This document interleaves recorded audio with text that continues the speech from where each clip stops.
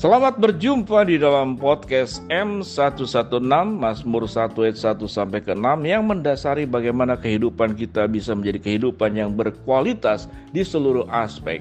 Podcast M116. Kita mau belajar satu tema tentang faktor penyebab pasangan berselingkuh. Mari kita belajar.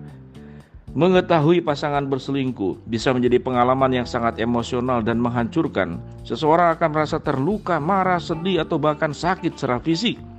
Kemudian muncul pertanyaan, mengapa pasangan memilih untuk selingkuh?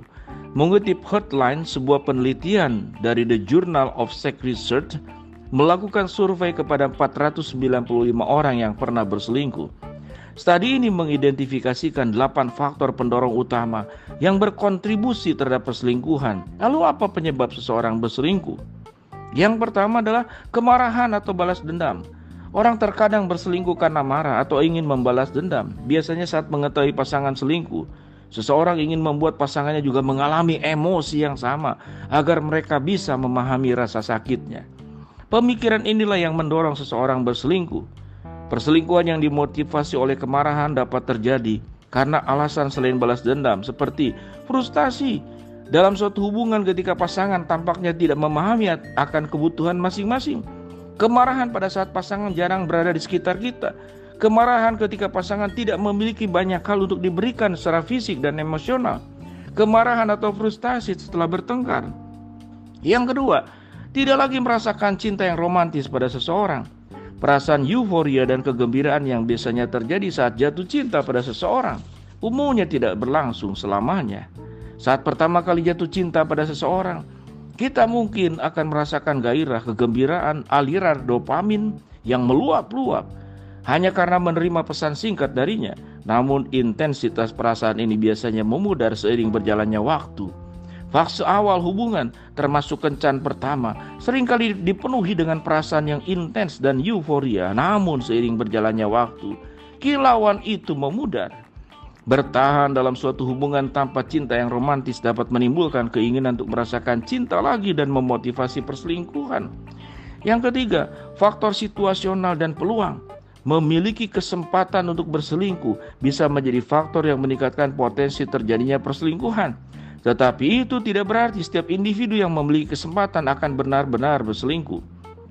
Perselingkuhan adalah tindakan yang kompleks dan dipengaruhi oleh berbagai faktor. Seseorang tidak akan memilih untuk selingkuh jika hanya karena 1 dan 2 faktor saja. Faktor-faktor seperti jarak dalam hubungan, perasaan terhadap penampilan diri, dan interaksi dengan rekan kerja bisa mempengaruhi kemungkinan terjadinya perselingkuhan. Yang berikut, masalah komitmen.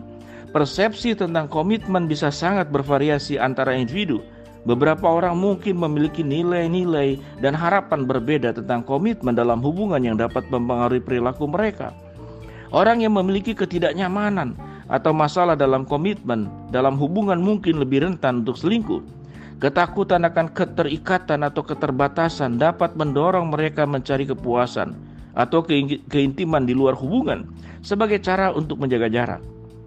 Selain itu, bisa saja seseorang sangat menyukai pasangannya, namun masih takut untuk membuat komitmen dengan orang tersebut. Dalam kasus ini, salah satu pasangan mungkin akan berselingkuh sebagai cara untuk menghindari komitmen. Bahkan jika mereka sebenarnya lebih suka untuk tetap berada dalam hubungan tersebut. Alasan lain untuk perselingkuhan yang berhubungan dengan komitmen, termasuk kurangnya minat untuk berkomitmen dalam jangka panjang, menginginkan hubungan yang lebih santai, atau menginginkan jalan keluar dari suatu hubungan. Yang berikut, kebutuhan yang tidak terpenuhi. Kebutuhan yang tidak terpenuhi dalam sebuah hubungan dapat menjadi faktor pendorong untuk perselingkuhan. Kebutuhan akan keintiman emosional, fisik, dan sosial adalah aspek penting dalam hubungan yang sehat. Jika kebutuhan ini tidak dipenuhi, seseorang mungkin merasa kurang puas atau bahkan frustasi yang pada akhirnya memicu pencarian kepuasan di luar hubungan. Yang berikut adalah hasrat seksual. Keinginan untuk berhubungan seks adalah salah satu faktor yang dapat memotivasi beberapa orang untuk berselingkuh. Faktor-faktor lain termasuk kesempatan atau kebutuhan seksual yang tidak terpenuhi juga dapat berperan dalam perselingkuhan. Perselingkuhan bahkan bisa terjadi meski seseorang memiliki hubungan yang memuaskan secara seksual. Hal ini bisa karena seseorang masih ingin berhubungan seks dengan orang lain. Ini berkaitan dengan hasrat seksual yang tinggi pada seseorang. Yang berikut adalah menginginkan variasi.